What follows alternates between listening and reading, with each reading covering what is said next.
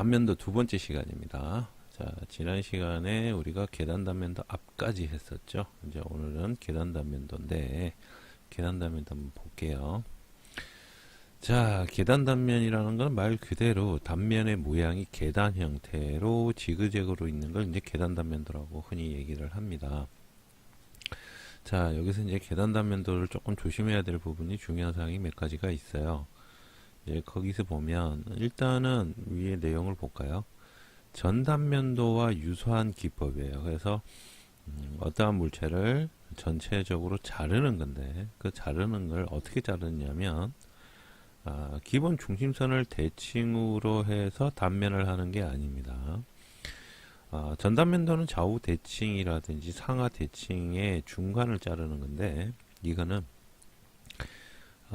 좌우가 대칭이지 않은 혹은 상하가 대칭이지 않은 물체의 필요한 부분만을 잘라내는 거예요. 그래서 절단면이 투상면의 수평 또는 수직하게 계단 형태로 절단하는 기법을 얘기를 합니다.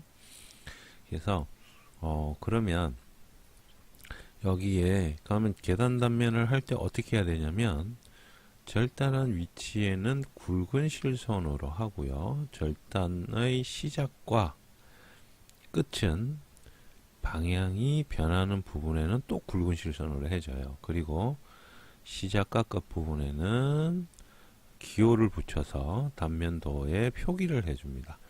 자, 이렇게 되어 있는데 여기서 중요한 것만 일단 우리가 CAD에서 도면에 표현해야 될 내용을 한번 확인하고 가자고요. 여러분들이 이런 도면이 있다고 가정을 하고 여기에서 계단 단면을 할 거예요. 그럼 계단 단면을 하는데 도면의 표현을 어떻게 해야 되느냐면 절단한 위치는 굵은 실선이에요.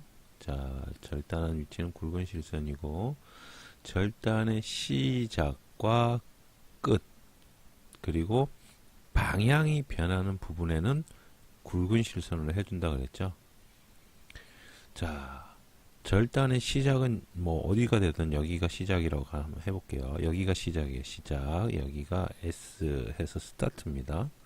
자, 여기가 스타트예요. 그리고 여기 보면 방향이 변하는 부분이죠. 방향이 변하는 부분. 여기 밑으로 쭉 내려가다 여기서 방향이 이렇게 변하죠. 그리고 여기서 쭉 내려가다 방향이 또 이렇게 변해요. 그리고 끝부분 여기 끝부분이죠. 자, 엔드. 자, 이렇게 되는 거예요. 그래서 절단한 위치는 굵은 시선으로 이런 식으로 표기를 해줘야 돼요. 표기를. 그래서 계단 단면 같은 경우는 지금 이렇게 빨갛게 표기된 곳은 굵은 실선으로 표기를 하는데 여러분 우리 외형도상에 굵은 실선 있잖아요. 도면 그릴 때 외형선 그리잖아요. 외형선을 이렇게 우리가 그리면 외형선 자체는 굵은 실선이죠. 녹색의 굵은 실선으로 나오죠. 그래서 이 부분을 조금 운영합니다. 나중에 이론 실습에서 지금 이건 실습을 위한 이론이고요. 실제 실습에서 요거를 우리가 레이어를 어떻게 활용해 가지고 이런 계단 단면들을 그리는지를 여러분들한테 보여드릴 거예요. 보여드릴 테니까 나중에 단면도 연습 문제는 가급적이면 많이 따라 하시는 게 좋습니다. 그래서 그 부분에 대해서 많이 알려드릴 겁니다. 실제 그려야 되는 방법들 그런 방법들을 많이 알려 드릴 거니까 잘 봐두시고요. 자, 그래서 그러면 계단 단면을 왜 이렇게 지그재그로 하느냐 이 부분에 대해서 이제 좀 얘기를 할 거예요. 일단 그리는 법은 이렇게 그리고 단면 기호는 이렇게 지금 A처럼 넣었어요.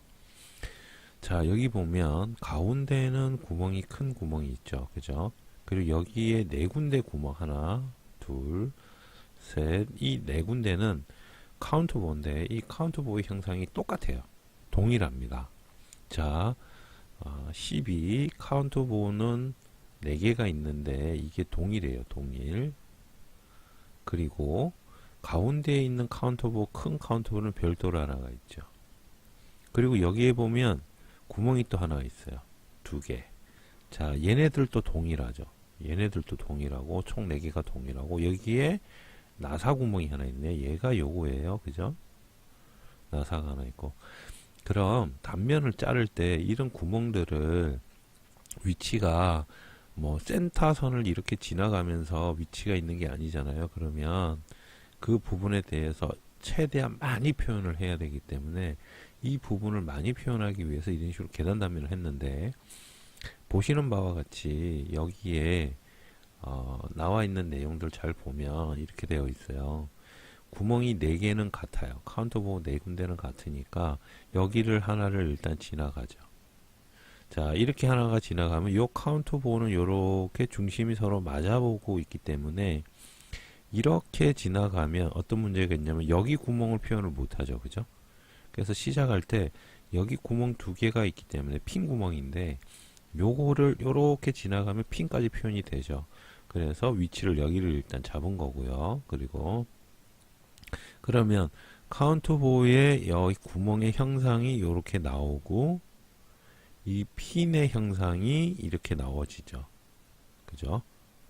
자, 이렇게 나와지고 얘는 이렇게 나와진다. 그죠? 그리고 가운데에 있는 카운트보 큰 것도 이렇게 나와지죠. 됐어요. 그죠? 그럼 여기까지 해결됐죠.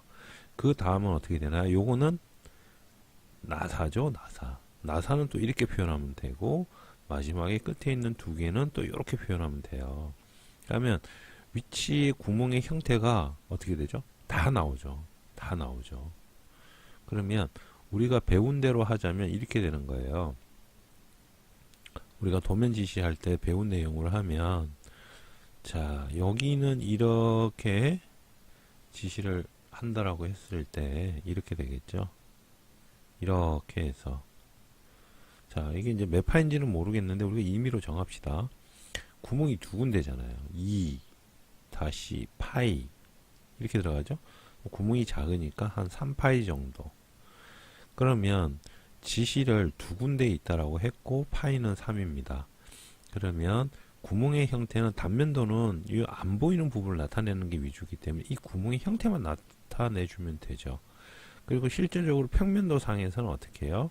이 구멍과 구멍 사이에 필요한 거리값을 나타내주면 되고 또 이 구멍과 구멍 사이에 여러 거리값들을 이렇게 나타내 줄 수가 있죠. 우리가 여기에다가. 그죠? 그래서 평면도 상에는 구멍의 위치를 나타낼 수가 있고 정면도인 단면도 상에는 어떻게 한다? 구멍의 형상을 나타내 주는 거예요. 여기는 뭐 지지선을 넣어도 되지만 이런 식으로 구멍에 대한 치수들이 들어갈 수 있겠죠. 각 3군데 치수, 카운터보에는 치수가 3개가 필요하니까요. 여기도 마찬가지 이런 식으로 치수들을 다 넣을 수가 있어요. 이런 식으로. 그러니까 위아래가 분리가 되죠. 평면도는 구멍의 위치에 대한 센터의 기준의 치수를 넣고 정면도 상에는 어떻게 되죠?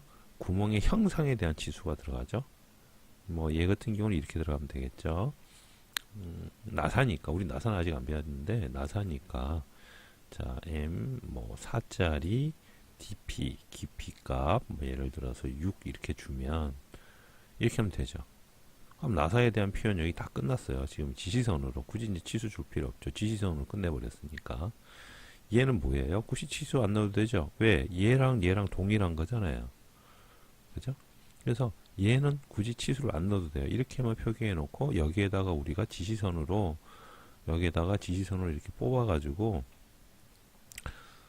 여기 있는 것처럼 해도 되고 이렇게 넣어도 되고 여기에다 지시선 뽑아 가지고 뭐예요?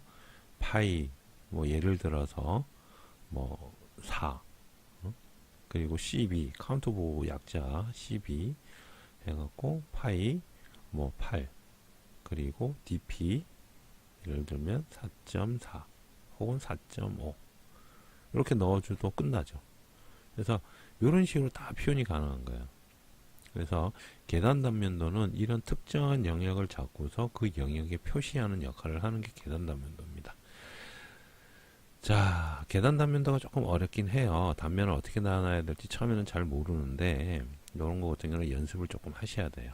하셔야 되고 그 다음에 이제 조합 단면도는 계단 단면도는 우리가 도면 그릴 때 그 시험 칠 때는 자 쓸 일은 없어요. 자 쓸 일은 없고 이제 실무나 좀 일할 때 좀 많이 쓰실 수는 있고요. 근데 조합 단면도는 우리가 시험 칠 때 이게 써야 될 일이 나와요. 시험 칠 때 써야 될 일이 나옵니다. 그래서 조합 단면도는 조금 봐야 돼요. 뭐 조합 단면도라고도 하고 이건 이제 회전 단면도라고도 얘기를 해요. 그래서 뭐 책마다 조금 다르게 설명하는 부분들도 이제 없잖아 있는데, 자 이제 요거 보면 이렇게 되어 있죠. 자 조합 단면도는 자 여기 확대를 해서 요거 가지고 좀 설명을 드릴게요. 자 이런 모양으로 되어 있어요. 자 우리가 이제 계단 단면 했어요. 그 계단 단면 했으니까 그 밑에 나오는 게 이제 조합 단면도인데, 조합 단면도는 일종으로 회전을 합니다. 회전.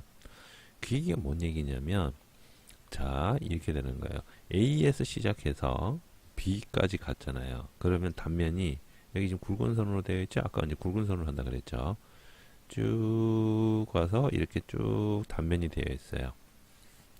자 이렇게 단면이 되어 있는데 실제 모양은 제품이 이렇게 생겼단 말이에요. 이렇게 생긴 거. 자 이걸 갖고 단면을 하는데, 그래서 이렇게 쭉 와서 이렇게 쭉 간단 말이에요. 근데 여기서 문제가 하나 있죠. 어떤 문제가 있냐면, 요거 이제 단면 처음에 이제 예를 들어서 설명한 내용하고 이제 그게 이제 다시 나와서 이제 상세하게 설명을 드릴 텐데, 반을 자르면 여기에 있는 구멍은 표시할 수가 없어요. 왜 그러냐면 모퉁이에 존재하니까. 그러면 구멍이 표시가 안 돼요. 그래서 불편하죠. 그럼 이 구멍도 같이 표현하고 싶어요. 그래서 조합 단면도를 사용을 합니다. 그래서 회전 단면도라고도 얘기를 하고요. 일단 반은 자른 것까지는 똑같아요. 중간에 와서 이 중간을 기점으로, 왜냐면 이 중심을 기점으로 아래 위 여기 네 군데가 똑같잖아요. 그래서 이제 반을 일단 자르고, 그래서 반을 자른 상태에서 이 부분을 45도로 이렇게 나가는 거죠. 이렇게. 자 이렇게 나갑니다. 그러면 우리가 보는 방향이 화살표 방향으로, 뷰 방향이죠. 화살표 방향으로 본단 말이에요. 자 이렇게 보는 방향일 때 봤을 때 단면도 모양을 이렇게 그려야 되잖아요. 자 이렇게 그릴 때 어떻게 그리냐는 내용인데, 이렇게 되는 거예요. 여기서 이까지의 거리와, 자 요걸 1이라고 할게요. 1번까지의 거리와 여기서 여기까지의 2번까지 거리가, 얘를 2번까지 거리라고 할게요. 이렇게 보면 얘는 대각선이기 때문에 1번보다 2번이 더 길어요. 그죠? 여기가 더 길어요. A에서 와서 X를 거쳐서 B로 갔는데, 여기에 A에서 와서 X를 거쳐서 B로 갔는데, 우리는 도면을 치수를 나타낼 때 1대1로 나타내야 되잖아요. 그죠?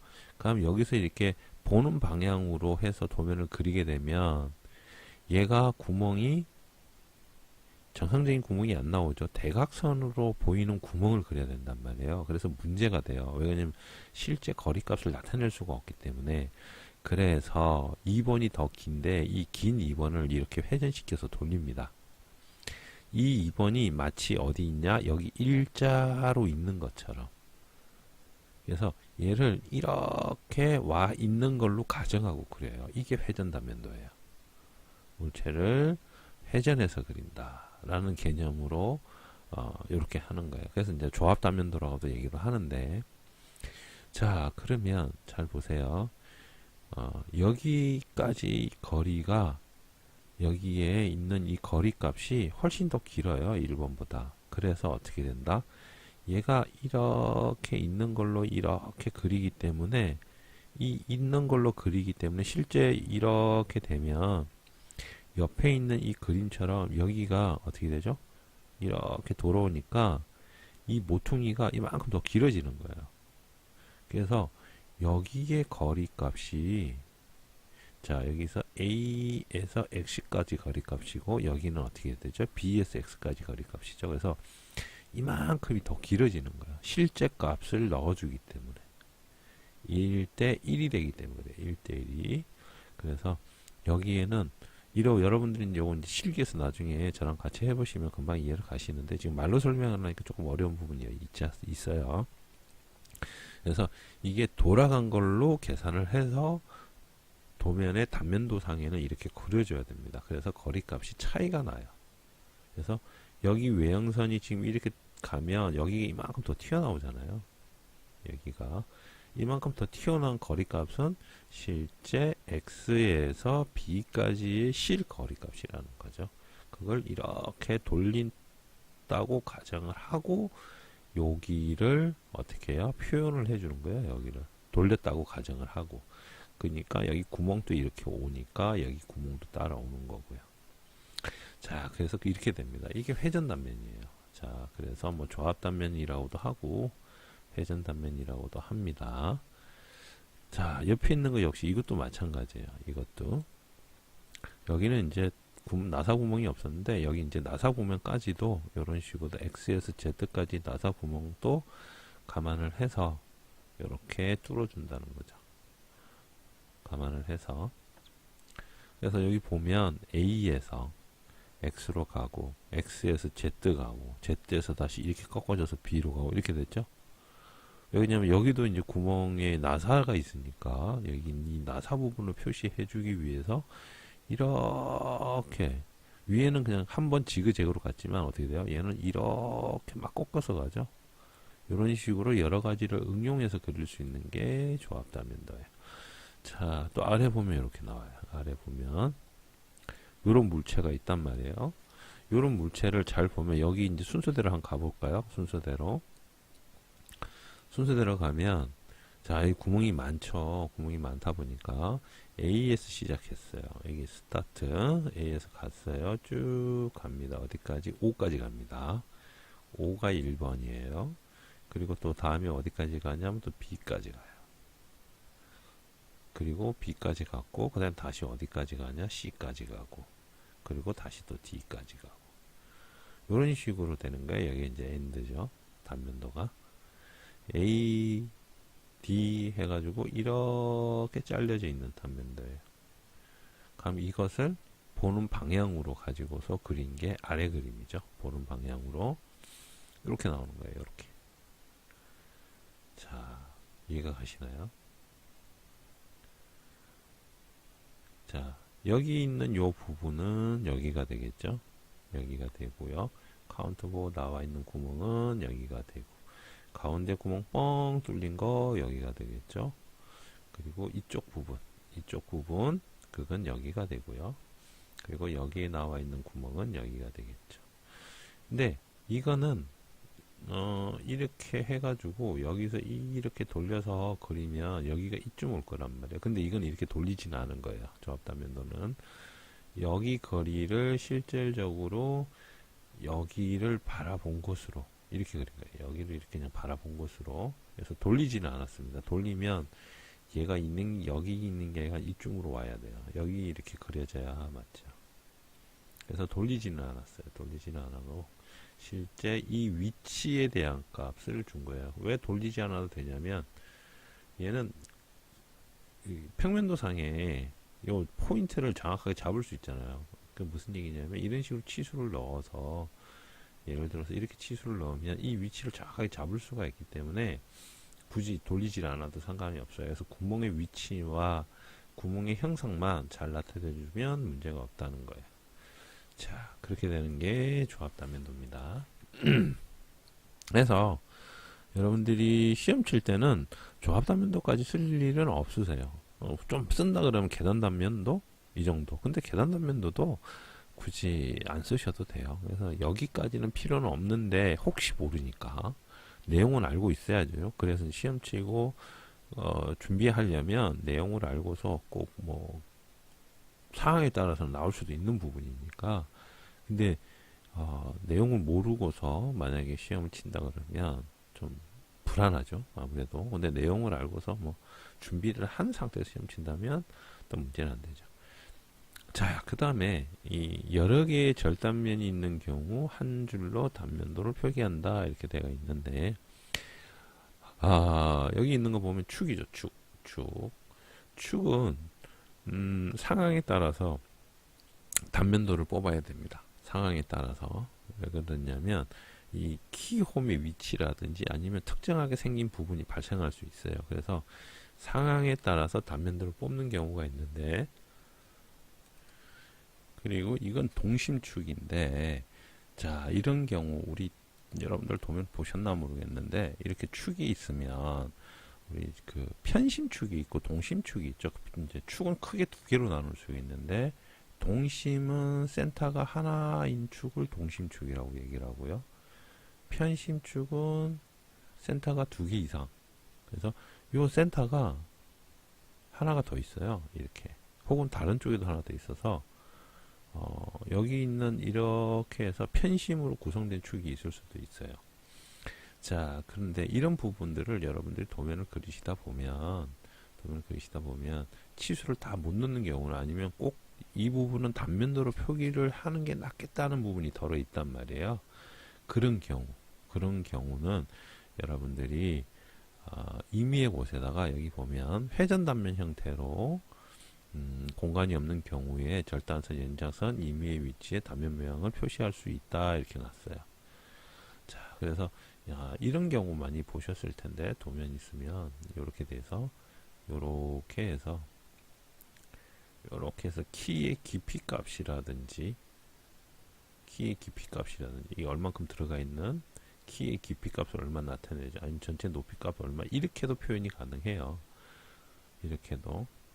이렇게 축에 대한 값을 이쪽에다가 단면을 만들어 놓고 이렇게도 표현할 수 있다고요. 그래서 그런 쪽에 쓰는 경우도 많이 있습니다. 단면도에 따라서.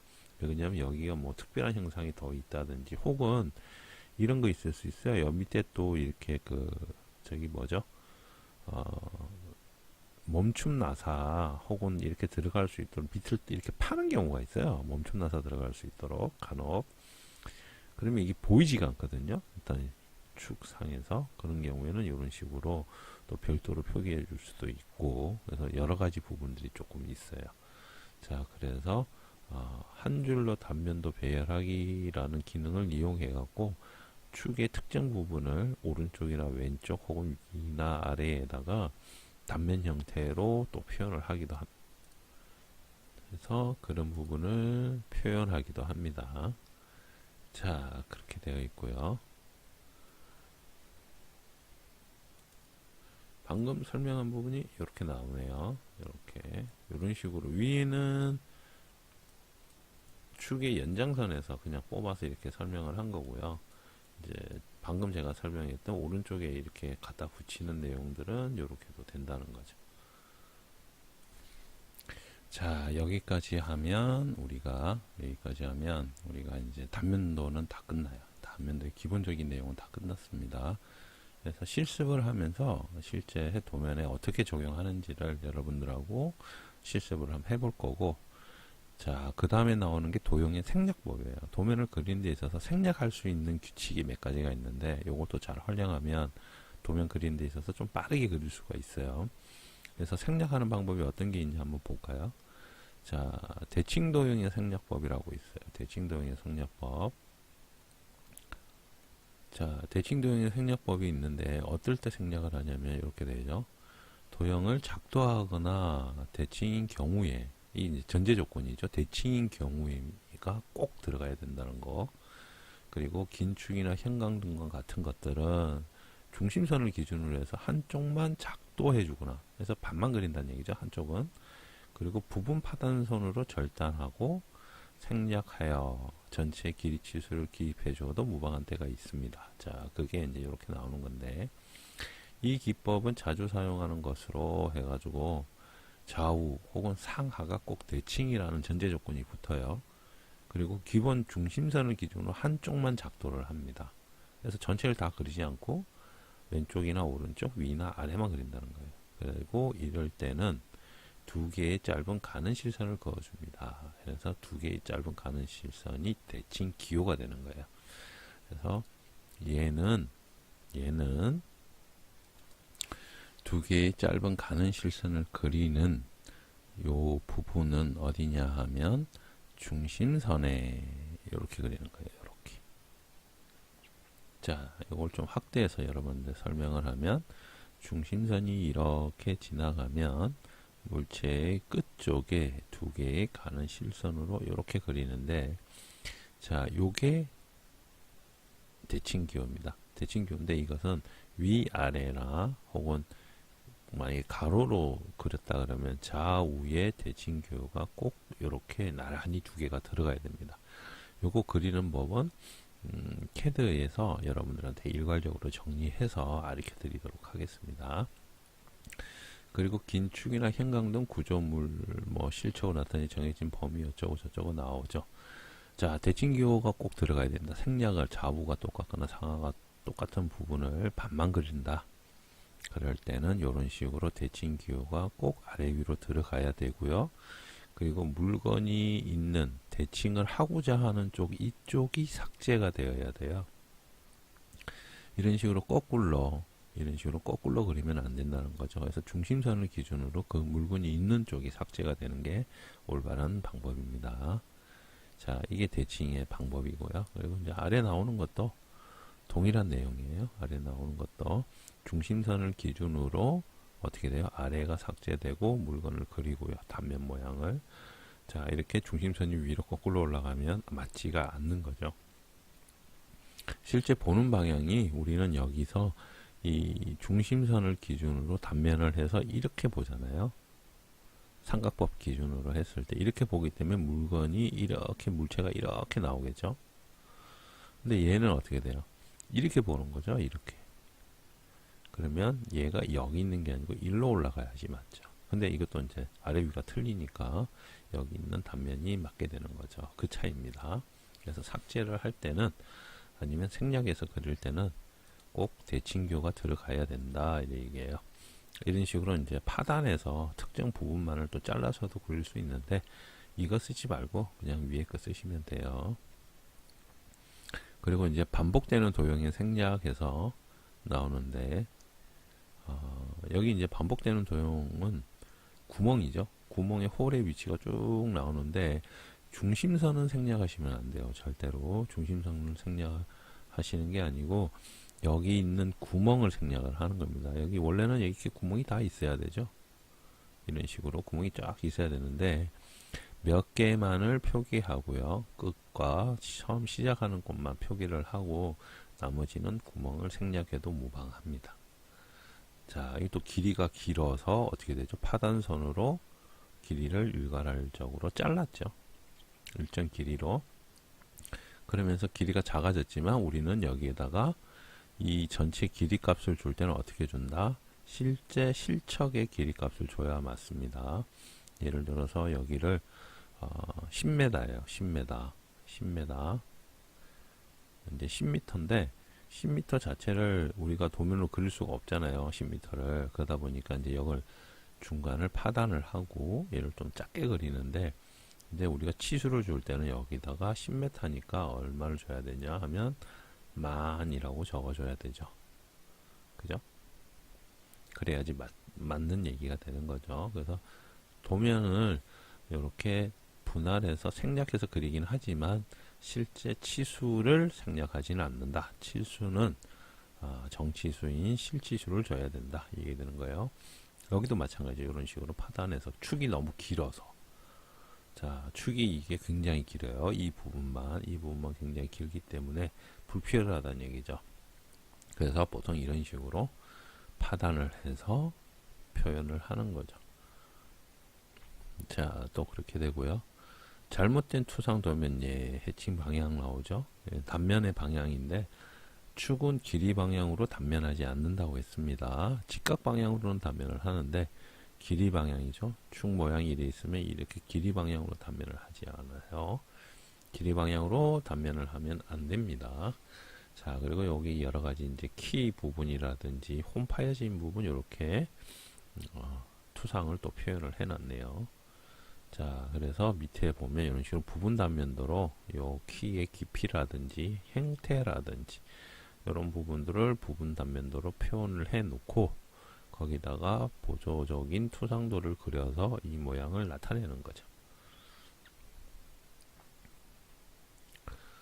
자, 그리고 주물 제품의 예 해가지고 또 나타나는데, 자, 리브죠, 리브. 이제 이 리브도 단면하지 않습니다. 근데 리브를 단면해서 그리게 되면 요 모양이 돼요. 요 모양. 요 모양이면 여러분 잘 생각해 보세요. 여기를 이렇게 단면해서 그렸단 말이에요.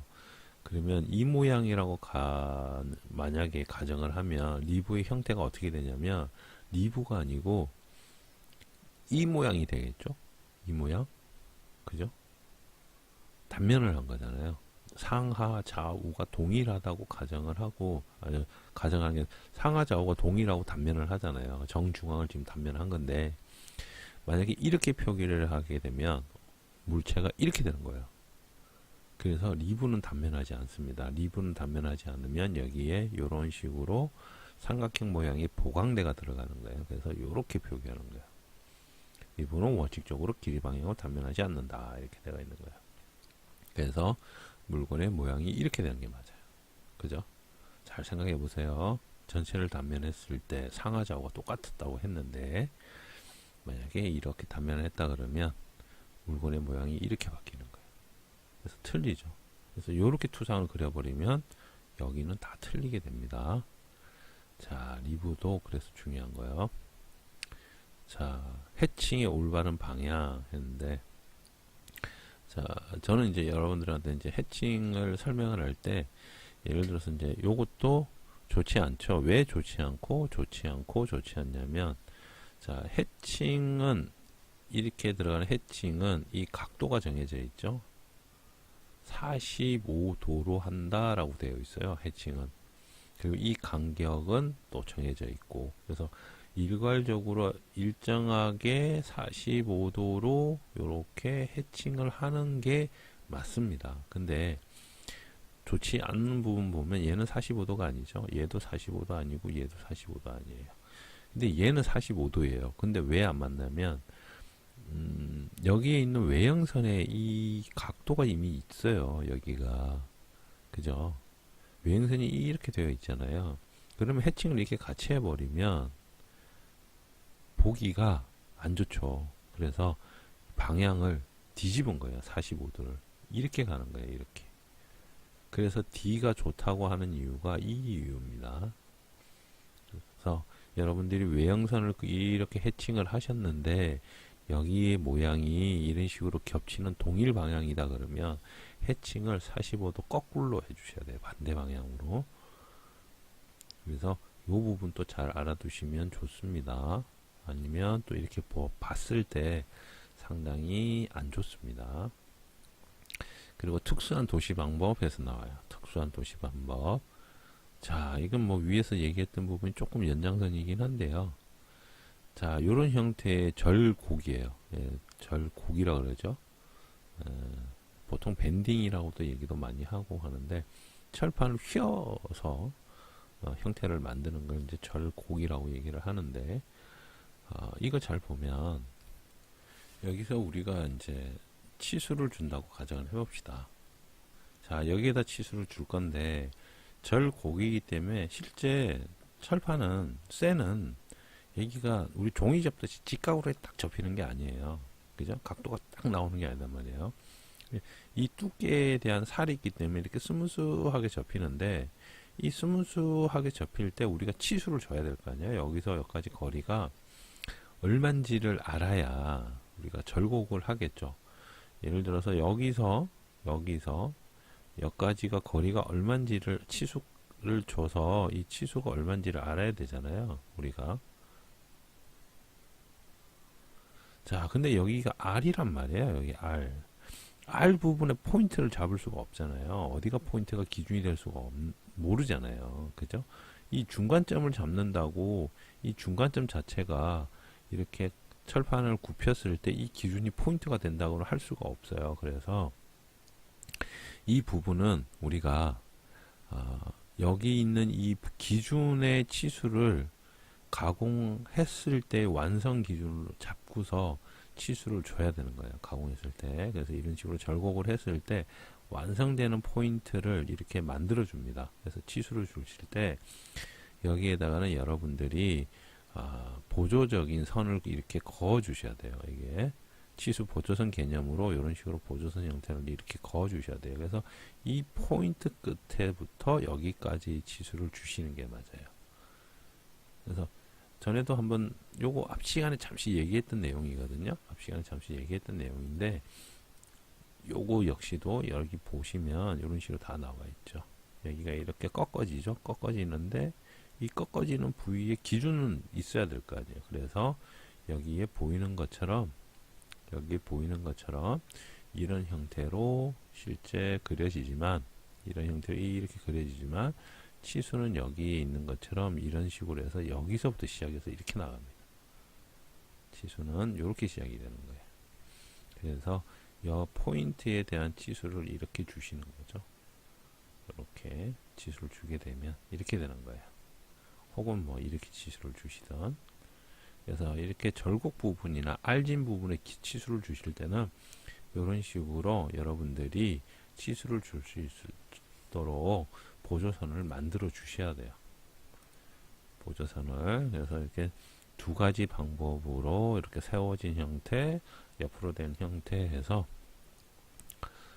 교차점을 만들 수 있도록 이런 식으로 해주는 거죠. 이걸 보고서 상관선이라고 합니다. 그래서 치수 보조선을 뽑을 수 있도록 선을 만들어 주는 걸 상관선이라고 그래요.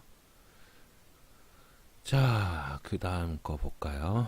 가상선의 도시 방법 해서 이렇게 나오죠. 커터 지름 표시할 때는 이런 형태, 또는 스프링 표시할 때는 2점 대선이죠. 가상선 공구 도시 할 때 이렇게, 그리고 작동 위치, 실제로는 이렇게 있다가 이렇게 넘어간다. 그래서 이렇게 넘어가니까 요 위치는 요까지 온다. 이런 거 가상선. 그리고 요거 같은 경우는 이제 리미트 스위치네요. 리미트 스위치인데 이런 식으로 얘가 요렇게 있다가 요렇게 갔다가 한다는 내용이죠. 이것도 공작물 표시. 실제적으로는 요렇게 밑에 있는 형태로 그리지만 위에 이런 공작물이 형태가 이렇게 올라온다. 그래서 가상선에 대한 내용입니다. 가상선은 우리 말 그대로 없는 걸 있는 것처럼 그리는 거니까. 자, 이런 식으로 필요에 따라서 가상선 그리는데 우리 뭐 시험 칠 때 가상선 그릴 일은 잘 없으세요. 없으시고. 자, 평면인 경우 도시 방법 또 나오네. 이거는 이제 앞 시간에 제가 이거 하다가 중요합니다라고 해가지고 한번 했던 건데 기억나실지 모르겠다. 원통에 면이 존재하면, 자, 여기 면이 있죠. 여기도 면이 있죠. 원통에 면이 존재하면 평면임을 나타내기 위해서 X자를 긋는다 그랬어요. 가는 실선을 이렇게 면에 해당 구역에다가 X자로 그어 주셔야 돼요. X자로. 자, 여기 지금 네 군데가 요렇게 평면이죠. 원래는 원통 형태의 제품이었는데 여기가 깎여져서 면이 되었죠. 그래서 원통이 면으로 바뀔 때는 가는 실선으로 X자를 해당 영역에 그어 주셔야 돼요. 그래야지 면이라는 도시가 됩니다. 자, 이것도 마찬가지. 요거는 안에가 면이 되었죠. 자, 단면 치고요. 이런 식으로 사각 박스 형태로 되네요. 얘들 그대로 이렇게 따오면 되는 거예요. 이렇게 선을. 자, 이거 위에도 마찬가지고 아래도 마찬가지고 요거 그대로 이렇게 선 따오시면 돼요. 여기서 시작해서 선을 이렇게 따와서 이해 가시죠? 이런 식으로 선을 따와서 뭐 깊이야 정해져 있을 거고, 그래서 이렇게 X자로 이렇게 표시를 꼭 해주셔야 돼요. 그래야지 이게 면이 되는 거예요. 우리 이런 공구들 볼 수 있죠? 복사를 보통 복사라고 얘기를 보통 많이 하시는데 이런 공구들도 있고, 그리고 뭐 이런 형태 끝이 이렇게 원통인데 끝이 평면으로 탕탕 따져 있고, 이런 같은 경우는 우리 그 도면 그릴 때 보면 슬라이더 동력 전달 장치나 편심 구동 장치에 보면 슬라이더들이 있어요. 편심 구동 장치에 주로 많이 나오는데 그런 부분 표기할 때도 중요하죠. 그리고 여기 구멍이 있다 보니까 여기 뭐죠? 부분 단면이죠. 절단선 표기하고 부분 단면을 이렇게 나타냈어요. 굳이 다 안 잘라도 되고요. 구멍만을 나타내는 거니까 부분 단면하고 이렇게 X자를 했는데 중간에 구멍이 있다 보니까 X자가 이렇게 끊어졌죠. 원 다음으로 여기가 구멍이기 때문에 면이 존재를 안 하잖아요. 그죠? 그래서 구멍이 이렇게 있고 X자가 이렇게 꺼진 거예요. 여기도 마찬가지고. 자, 그런 형태입니다. 그리고 또 한 가지는, 자, 키움은 평면 표시하지 않습니다. 이 얘기 뭔 얘기냐면, 이렇게 우리가 평면 표시 이제 둥근 원통인데 이렇게 안에 파져 있든지 위에 이렇게 좀 안에 파져 있든지 혹은 면이 쳐 있든지 하면 X자를 표기했는데 키홈은 표시를 안 합니다. 위에 거를 만약에 적용을 해서 그린다면 이렇게 되겠죠. 여기 키홈인데 이 키홈도 이렇게 X자로 표기를 해야 되잖아요. 이런 식으로. 근데 키홈은 안 해도 된다고요. 키홈은 여기 이제 키가 들어가는 부위죠. 여기가 키가 들어가는 부위이기 때문에 여기도 어떻게 돼요? 다른 거와 똑같이 X자를 하는 게 아니고 키홈은 제외한다. 이렇게 되는 거예요. 키홈만 제외해요. 키홈만. 자, 나머지는 다 똑같고요. 자, 여기도 내려오네요. 여기 이제 부분 단면도 되어 있고요. 자, 얘는 굳이 안 해줘도 되겠다, 그죠? 그죠? 투상도 자체가 이 면을 바라보는 투상도가 없잖아요. 투상도 자체가. 아니면 요거를 해줘야 되는데, 요거를 하려면, 이렇게 되겠죠? 여기에 이렇게 표시해줘야 되겠죠? 그죠? 근데 얘는 이렇게 표기를 안 하더라도 여기가 뭐죠? 면이라는 거 쉽게 알 수가 있죠? 위에하고 정면하고 보면. 자, 그리고 리브 끝에 도시 방법이에요. 이제 요거들 이제 여러분들 조심해야 되는데, 우리가 이제 본체 그리다 보면 리브 있죠. 리브. 본체 그리다 보면 리브 있는데, 리브 이제 쭉 나오는 데 있어서 보면 리브가 이 두께가 어떻게 틀리냐에 따라서 리브의 끝이 어떻게 그릴 건가가 바뀝니다. 리브의 끝이. 그래서 여기 잘 보시면 R1, R2, 뭐 R1, R2 되어 있죠. 자, 이게 무슨 얘기냐면 밑에도 나오는데 이렇게 보면, 자, 잘 보세요. 얘는 안으로 이렇게 R이 말려 있죠. 이렇게 R이 말려 있어요. 여기 잘 보세요. 이렇게 안으로 R이 말려 있죠. 이렇게. 그죠? 이렇게 말려 있어요. 그죠?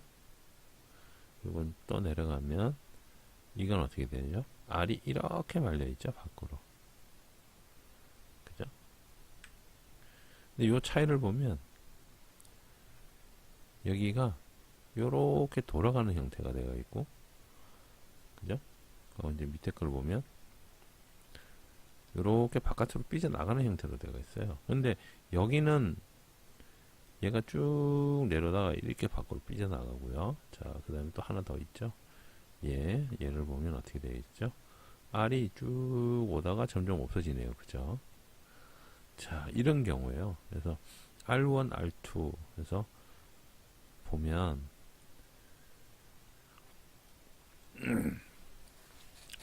자, 처음 걸 보면 이렇게 돼요. R1이 크고 R2가 작을 때입니다. 이렇게 꺽쇠 있죠. R1이 크다는 건 뭔 얘기냐면 위에 내려오는 리브가 여기 보면 반지름 값이 4.5고 밑에 있는 리브가 접하는 부분에 베이스에 접하는 부분이 반지름 값이 3이에요. R 값이. 그래서 여기가 이 내려오는 요놈이 이게 4.5예요.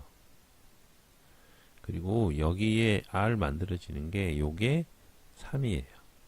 그러면 이 부분 4.5와 3이 만났을 때 이 부분이 큰 쪽으로 이렇게 돌아간다는 거예요. 큰 쪽으로. 그래서 위에서 봤을 때 평면도상에 여러분들이 위에서 봤을 때는 이렇게 표시를 해줘야 된다는 겁니다. R이 서로 이렇게 만나게 되면 이 부분은 큰 쪽이 이렇게 오므러들 수 있도록 표시를 해줘야 된다는 얘기가 돼요.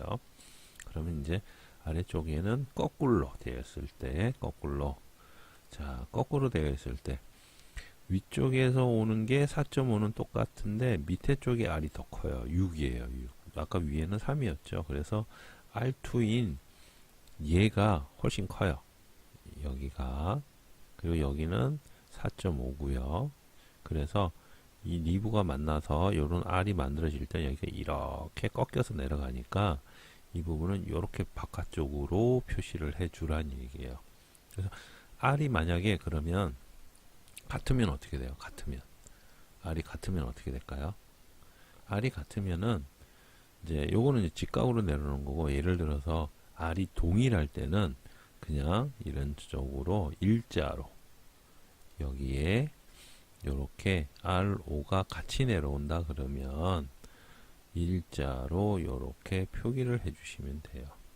그리고 여기는 지금 끝이 없어도 상관이 없어요.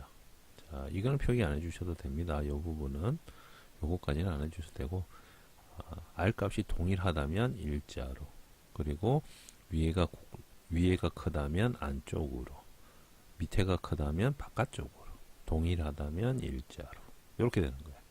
그래서 요것도 기억을 꼭 해두셔야 돼요. 왜 그냥 본체 그릴 때 이게 나오기 때문에 여러분들이 아시는 게 중요합니다. 자, 그리고 이제 그 외의 것들 이제 모아놓은 건데, 우리 표면 열처리나 특수가공 할 때 그런 부분에 대해서는 굵은 1.3선으로 한다 해서 이런 식으로 표기를 해놨어요. 굵은 1.3선으로. 자, 요거는 뭐 나중에 실제 도면 그릴 때 하겠지만, 요 부분은 우리가 굵은 1.3선이 가장 굵은 선을 씁니다. 가장 굵은 선. 그래서 외형 윤곽선 있죠? 윤곽선을 쓸 거예요. 윤곽선을 나중에 여기는 윤곽선을 쓸 거예요. 그래서 요거는 색깔만 바꿔주면 되는 거기 때문에 여러분들이 크게 고민하실 필요 없어요. 그래서 같이 그려보면 금방 알 수 있는 내용이고요. 뭐 이런 식으로 끝머리에다가 고주파 열 처리를 한다 해서 제품을 마모가 굉장히 많은 부분이라든지 아니면 많이 마찰이 발생하는 부분은 이런 식으로 고주파 열 처리를 해서 그 표면의 경도를 올려요. 더 단단하게 만들어주는 역할. 그게 이제 열 처리 부분의 하나고요. 이거 같은 경우는 이제 조우죠. 이빨이 있는 조우니까 여기에는 물건이 계속 맞닿죠. 다른 제품이 와서 맞닿으니까 마모가 발생을 하고요. 그 마모를 없애기 위해서 여기를 굉장히 단단하게 해주기 위해서 열 처리를 이렇게 해줘라. 그런 얘기죠. 얘도 조우죠. V블럭 형태의 조우죠. 그래서 이런 식으로 공작물이 계속해서 맞닿기 때문에 여기가 마모가 계속 되니까 마모가 안 될 수 있도록 열 처리를 해주는 거죠. 자, 그 다음에 나오는 게 널링 표식입니다. 널링. 자, 널링은 두 가지가 있어요. 빗줄형 그리고 바른줄형 널링 두 가지가 있는데, KSB 0901 되어 있죠. 요 기준으로 해서 널링을 써야 되는데, 지금 여기에는 지금 도시법이 안 나와 있는데, 보통 이제 널링을 도시를 하게 되면 이런 식으로 도시를 합니다. 널링을 만약에 하면 이렇게 지시를 하죠. 이렇게 지시하고, 뭐 혹은 여기다 이제 동그랗게 검은 점으로 하셔도 되고요. 그건 뭐 어떻게는 상관없는데, 일단 이렇게 지시를 하고 KSB 0901 이렇게 작성을 하죠. 그리고 여기에 뭐 빗줄형 혹은 바른줄형 이렇게 해서 이거 써줘야 돼요. 빗줄형, 바른줄형. 요건 이제 KS 규격집 보고 하시면 됩니다. 나중에 요것도 다 알려 드릴게요.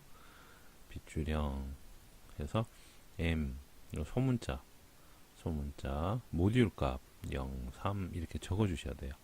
빗줄형 널링 M03 이렇게 같이 적어 주시면 도면에 표기를 다 하셔야 되는 부분이에요. 그래서 요거는 나중에 실습을 하면서 여러분들하고 같이 어떻게 상세하게 하는지 말씀을 드리도록 하겠습니다. 그리고 자, 이제 단면도법 했는데, 우리가 투상법 중에서 안학 내용이 몇 가지가 있는데 그 중에서 나오는 게 보조투상도예요. 보조투상도는 딱 이거예요. 경사진 물체에 투상하는 경사면을 변형이나 축소가 되지 않은 실제 길이로 형상을 나타냅니다. 즉 경사면이 있는 곳에 그 경사대로, 요 경사가 요렇게 져 있잖아요. 이 경사대로 그대로 따서 경사를 기준으로 해서 이렇게 그리는 걸 보조투상도라 그래요. 보조투상도. 그래서 중심의 기준이 항상 있어야 돼요. 중심의 기준이. 그래서 경사진 곳을 그릴 때는 보조투상도를 사용을 하게 됩니다. 자, 그리고 이제 투상도 종류 중에서 안 한 거, 그리고 이제 조금 위에 설명이 안 됐던 것들이 계속 나오는 거예요. 부분 투상도. 자, 이건 경사진면은 아니고요. 경사진면은 아니고요. 어떠한 특정 부분에 좀 더 추가적으로 그 부분을 나타내어 줘야 할 경우, 그런 경우 쓰는 게 부분 투상도예요. 여기 보면 이렇게 해놨잖아요. 주 투상도에서 잘 나타나지 않는 부분을 사용하는 투상을 부분 투상도라고 하는 거예요. 그래서 주 투상도를 그렸는데 위에다 평면도 그리기가 이상하죠. 왜냐면 여기가 이렇게 꺾어져 있잖아요. 그죠? 그래서 평면도 그리기가 안 맞잖아요. 평면도 그리면. 왜 그러냐면 이렇게 내려다 보면 이게 경사지기 그려야 되거든요. 경사지기 그려야 되니까 이 부분이 안 맞아서 얘를 어떻게 해요? 위에서 본 거는 맞지만 이 부분을 이런 식으로 얘가 여기에 머리가 요만큼 튀어나와 있잖아요. 이렇게. 그래서 여기를 이렇게 본 거죠. 그래서 요 부분을 이렇게 표기를 한 거예요. 그래서 요 부분만이 특이하니까 다른 부분들은 다 똑같으니까 상관은 없고요. 그리고 여기는 이만큼 또 툭 튀어나왔죠. 이런 식으로 그 안에 구멍도 뚫려 있고 이런 식으로 또 표기가 되겠죠. 중간에 파져 있는. 그래서 이런 부분만을 별도로 뽑아내는 것을 부분투상도라 그래요. 그래서 보조투상도와 부분투상도는 틀립니다. 보조는 경사진 부분을 나타내는 게 보조고요. 그리고 부분투상도는 일정한 부분을 나타내는 게 부분투상도고, 거기에 나머지 부분을 생략하고 내가 중요하다고 생각하는 부분을 나타내는데, 그때 파단선을 이용해서 물체를 다 표시하는 게 아니고 내가 원하는 부분만을 나타낸다는 거예요. 자, 그게 부분투상도가 되는 거고요. 그 다음에 딱 나오는 게 회전투상도. 회전단면도랑 좀 비슷한 내용인데요. 우리 조합단면도 회전단면도 앞에서 했잖아요. 그런 식으로 회전투상도인데 요거는 이제 가는 이점세선, 가상선이 필요한 거예요. 왜냐면 실제 모양은 이렇게 되는데 얘가 이렇게도 작동이 가능하고 이렇게도 작동이 가능하다. 그래서 이 모양이 이렇게도 돌아간다는 걸 나타내는 형태로 쓸 수 있는 게 회전투상도예요. 회전투상도. 그래서 이런 부분들도 잘 보셔야 돼요. 그래서 회전에서 도시하는 투상도를 회전투상도라고 합니다. 경사 방향으로 있어서 잘못 해독하고 우려가 있는 경우 가는 실선으로 작도선을 남겨줍니다. 이렇게 되었죠. 자, 이렇게 또 되고요. 그리고 우리가 키 그리면서 키 홈 있잖아요. 구멍 파져 있는 거. 그 구멍만을 별도로 따서 그리잖아요. 구멍만을 별도로 따서 그리는데 그거를 국부투상도라고 그래요. 자, 이런 식으로 물체가 있고 한쪽에 어떻게 구멍이 이렇게 파 있죠. 이런 식으로 구멍이 파져 있어요. 자, 이건 키뿐만 아니고 뭐 예를 들어서 이렇게 구멍이 하나만 나 있단 말이에요. 네 면 중에서 한 군데 이런 식으로 구멍이 뻥 뚫려 있으면 여기를 표현해 줘야 되잖아요. 그렇다고 옆에다가 측면도를 다시 그리는 거는 불합리하단 말이에요. 요 구멍 하나만 표기하는데. 그래서 요 부분만을 뽑아서 그리는 걸 국부투상도라고 합니다. 그래서 대표적인 게 축의 키홈이 되겠죠. 자, 회전체의 경우 여기 키홈이죠. 얘는 원통이죠. 원통이죠. 자, 얘는 기어죠. 기어가 이렇게 동그랗게 생겼는데 원통으로 생겼는데 요 기어는 그냥 우리가 치수를 쫙 넣고 기어 요목표를 만들면 그 안에 다 들어갑니다. 내용이. 하지만 키는 넣을 수가 없어요. 그래서 키 형태를 국부투상도로 그리고 이 키 홈을 나타낼 때 또 반을 잘랐죠. 그리고 반을 안 그렸어요. 그래서 생략도가 들어가니까 아래 위로 대칭교를 넣어서 생략을 했습니다. 그리고 키 홈을 실제 이렇게 표현을 하는 거죠. 자, 이해가 가시죠?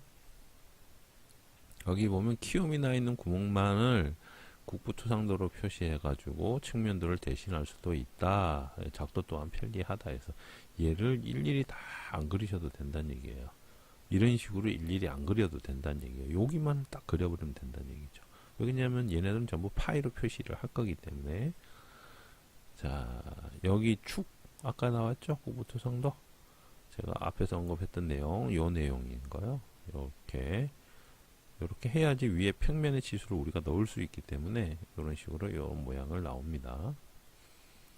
자, 그리고 또 이렇게 구멍이 뚫려 있는 것도 마찬가지로 이런 식으로도 표현이 가능하다.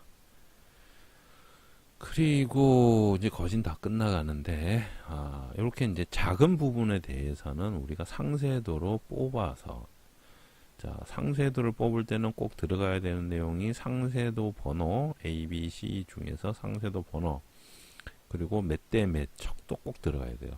상세도의 넘버, 번호, ABC 번호와 그리고 척도가 몇 대 몇인지를 꼭 넣어줘야 돼요. 왜 그러냐면 여기는 지금 예를 들어서 치수가 작아서 기입할 수가 없어요. 그리고 단면이 쳐져 있기 때문에 여기 치수 넣기가 애매합니다. 그런 경우에는 상세도를 뽑아서 별도로 표기를 한다. 이거죠. 자, 여기까지 하면 각종 상세도 적용 예해서 오일 장착부하고 벨트 풀리 뭐 이렇게 예제들이 나오네요. 뭐 이런 식으로 스프라켓 그려져 있는 거. 자, 요거는 스냅링 부분 상세도 좀 5대1로 그렸죠. 너무 작아서 크게 그렸네요. 자, 스냅링, 요 구멍형 스냅링 요렇게 들어가는데 요게 들어갈 거죠. 요게. 자, 오링에 대한 홈에 대한 위치 굉장히 작으니까 크게 그렸고요. 자, 여기까지 하면 이제 다 끝납니다. 다 끝나고 여러분들이 실습 이론은 다 했어요.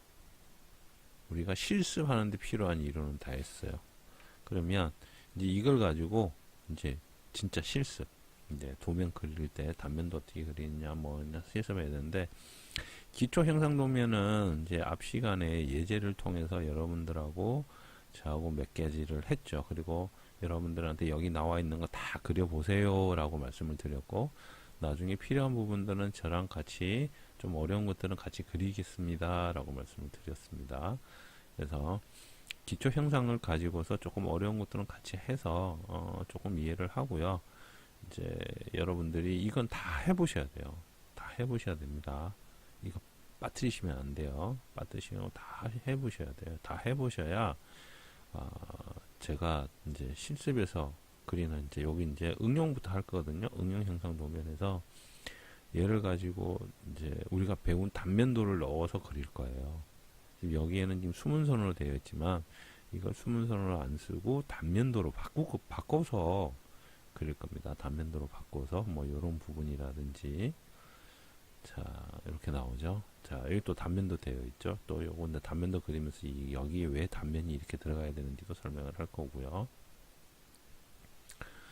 그래서 요 형상도면을, 응용 형상도면을 이제 여러분들하고 쭉 해서 그리고 또 이제 여러분들이 그릴 수 있도록 제가 잘 안내를 해 드리고요. 이런 것도 단면이네요. 단면으로 다 되어 있고요. 그리고 이제 실제 내려가면 이제 그 시험에 나올 만한 물건들이나 이런 문제들이 지금 나와요. 자, 이런 식으로 기업 박스 나오고 뭐 동력 전달 장치 나오고 하는데, 이제 요것도 이제 같이 할 건데, 요거는 이제 여러분들하고 하기 전에 여기에 나오는 실제 도면들은 우리가 하나를 더 해야 됩니다. 뭐냐면 기계 요소 22가지, KS 규격집에 나오는 기계 요소 22가지를 하고 가야 돼요. 자, 기계 요소 22가지를 모르면 도면을 또 못 그리니까, 그래서 좀 할 게 많죠. 근데 뭐 이것저것 많이 좀 알아야 되긴 하는데, 뭐 막상 또 해보면 별거 아니에요. 자, 기계 요소 22가지, 이거 제가 블로그하고 카페에다 올려놨습니다. 자, 요거를 보고서 여러분들 시험 치신다고 제가 말씀드린 거 기억나나요? 요거 보고서 시험 치죠.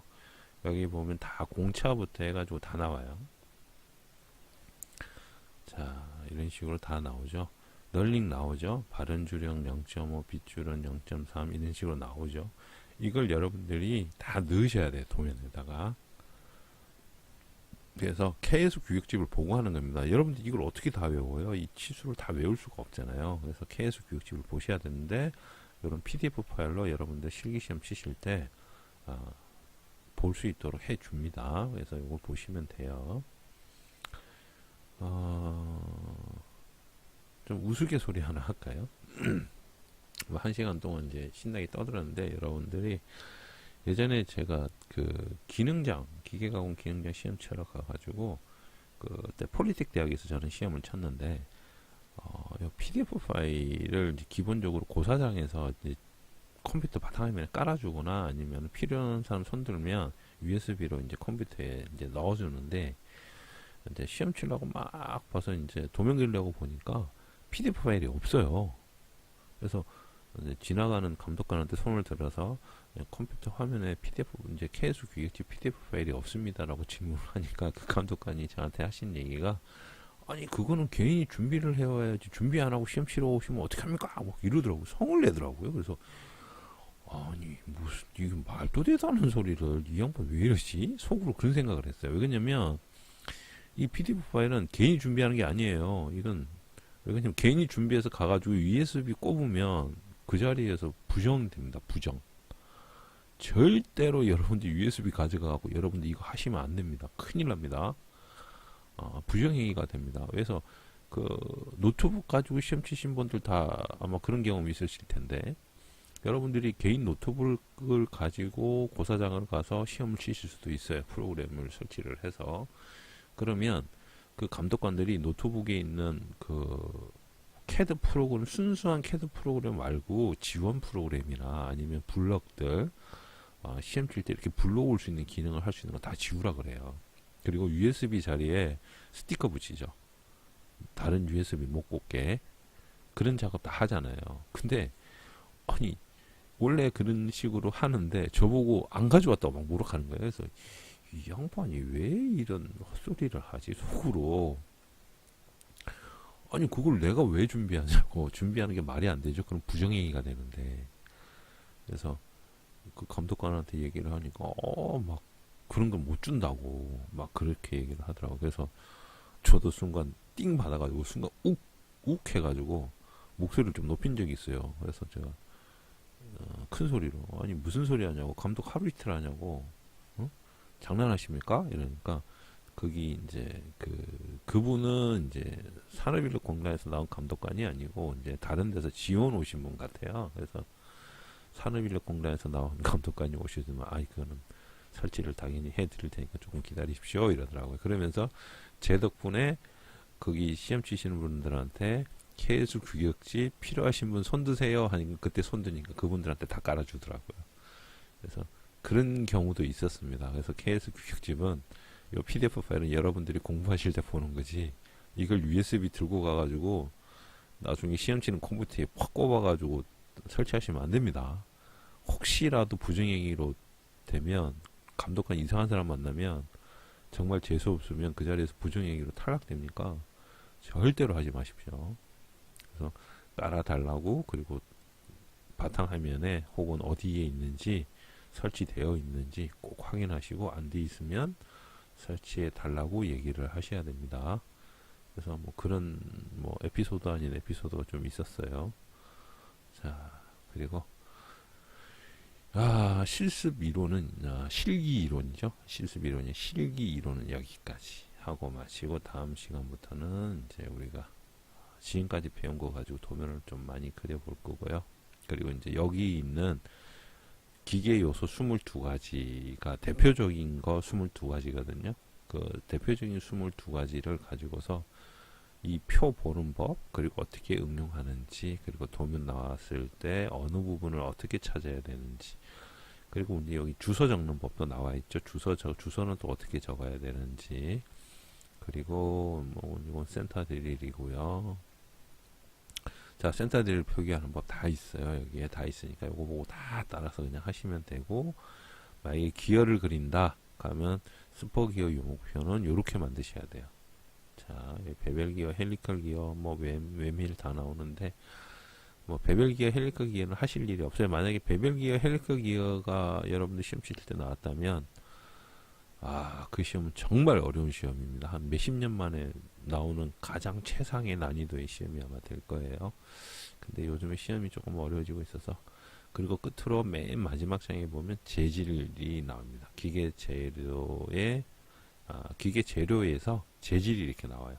여기에 맞는 재질을 도면에다가 적어 주셔야 되죠. 그래서 요거까지 여러분들한테 다 알려드릴 거예요. 여기까지 다 알려드릴 테니까 시험 준비 잘 하시고, 이제 시험 얼마 안 남았어요. 기능사는 이달에 시험 치고, 산업기사나 기사는 다음 달에 치수죠. 제가 좀 일이 있어서 기사 시험은 별 문제가 안 될 것 같은데, 기능사 시험은 제가 인강이 다 만들어질지는 모르겠어요. 최대한 만들어 보도록 하겠습니다. 그래서 이번 시간은 여기까지 하고 마치겠습니다. 수고하셨습니다.